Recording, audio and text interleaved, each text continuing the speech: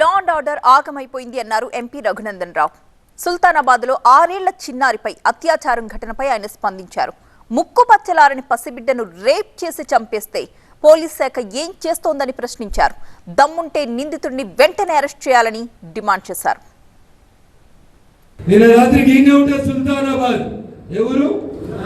సుల్తానాబాద్లో ఒక ముక్కు పచ్చలారని 6 సంవత్సరాల బిడ్డని ఆడబిడ్డను తీసుకుపోయి ఒక దుర్మార్గుడు రేప్ చేసి మర్డర్ చేసిండు.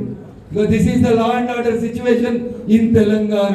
ఏరి పోలీసులు, ఏవి మీ షీటీంలు, ఏవి మీ సీసీటీవీలు, ఎట్లా పోతుంది? 6 సంవత్సరాల ఒక ఆడబిడ్డను ఎత్తుకుపోయి అమానుషంగా హత్య చేస్తే ఏం చేస్తుంది నీ ప్రభుత్వం? హైదరాబాద్లో కూర్చొని నచ్చిన పేపర్లలో, నచ్చిన టీవీలలో ఏదో జరిగిపోతుంది.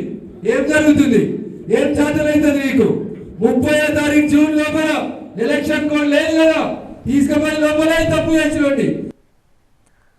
కాళేశ్వరం అక్రమాలపై చర్యలు తీసుకోవడానికి సీఎం రేవంత్ వెనుకడుగు వేస్తున్నారంటూ మండిపడ్డారు ఎంపీ రఘునందన్. ఎన్నికల కోడ్ ముగిసిన కాంట్రాక్టర్లపై చర్యలు ఎందుకు తీసుకోవట్లేదంటూ నిలదీశారు. అప్పటి మంత్రి హరీష్ రావు బయట ఎందుకు తిరుగుతున్నారో చెప్పాలన్నారు. కాళేశ్వరంలో తప్పు చేసినాడు కనబడతలేడా రేవంత్ రెడ్డికి? కనబడతలేడా రేవంత్ రెడ్డి? భూతత్వాలు పంపబడి కొన్నించి పంపిస్తాం. ఎందుకు దొరకబడతలేవు? కాళేశ్వరంలో తప్పు చేసిన కాంట్రాక్టర్ మీద చర్య ఏది అని అడుగుతున్నాం.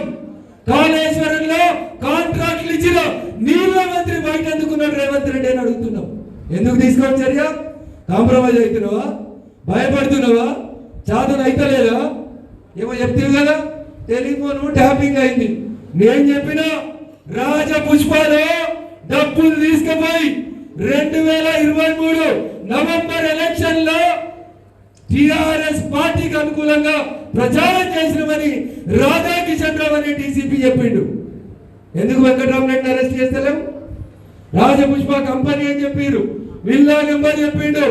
నేను మీకు అర్థమవుతుందో లేదో అని తెలంగాణ డీజీపీ గారికి రాధాకిషన్ రావు స్టేట్మెంట్ ని అండర్లైన్ చేసి తీసుకుపోయి ఇచ్చిన.